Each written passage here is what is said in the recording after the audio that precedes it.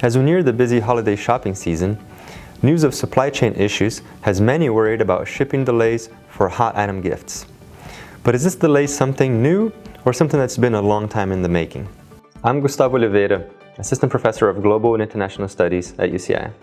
And I'm Li Zhang, a researcher in Global and International Studies at UCI. And we are part of a research project funded by the USDA's National Institute of Food and Agriculture that's looking at how COVID disrupted supply chains. While our study is focused on food products, the issues we are examining are connected to problems across all supply chains. While prices of shipping containers and pallets have been on the rise for several years.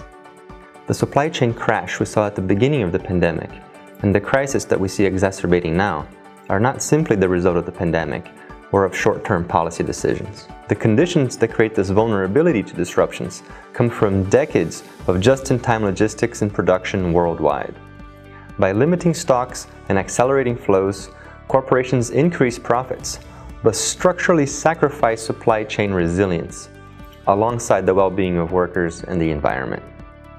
This means that companies have less product in storage and depend on the timely delivery by upstream suppliers. So if there's any delays or disruption in one of the suppliers, then the whole supply chain, downstream supply chain is affected. This risk increased in recent decades because of the growing concentration of production and trade among a few large-scale multinational corporations. They increase the length of the global supply chains, but also create bottlenecks where a small disruption can cause significant impacts. We saw these effects when COVID lockdown and panic buying left the grocery store shelves bare and consumers paying more than triple than the norm of everyday items. But we also saw the rising of e-commerce and other alternative distribution channels. The buying and exchange habits that transpired at the outset of the pandemic are not unlike what you might see in times of other crises, like a hurricane. But what's different here is the length of time the pandemic has required these systems to operate and the importance of informal, less established networks have played.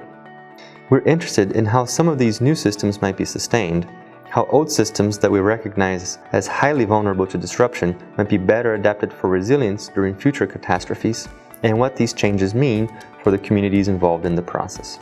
We shared these observations with our research networks and formed a team to investigate how the pandemic disrupted mainstream food supply chains and whether more local and regional food supply chains can provide more resilience.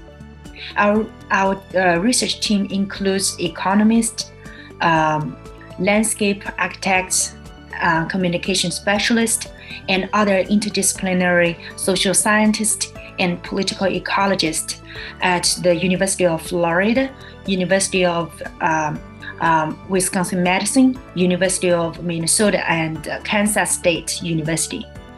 And together we received a $1 million rapid response grant from the National Institute of Food and Agriculture, part of the U.S. Department of Agriculture. We're still evaluating specific differences across various crops and commodities, and different impacts across different actors.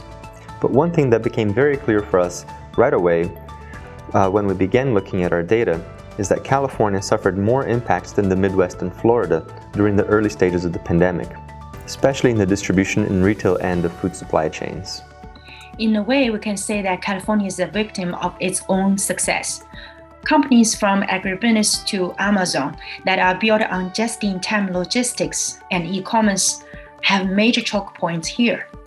California also has a very vibrant labor movement, and this vulnerability of corporate supply chains creates opportunities for workers from factories to ports and warehouses to go on strike in these choke points and force major corporations to increase wages, provide better benefits, and improve work conditions and the resilience of our economy for everyone's benefit. So back to our original question. The disruptions that we're seeing in supply chains have been building for some time, and they will inevitably impact the shopping season. But while we may see some of our orders delayed, maybe this also presents an opportunity to reevaluate how and what we spend during the winter holiday season. Maybe instead we can use this as an opportunity to shift emphasis from shopping to family time.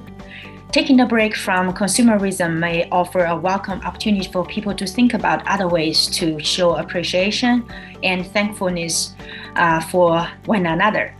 Sharing skills like art, cooking, and time without relying on imported or manufactured things.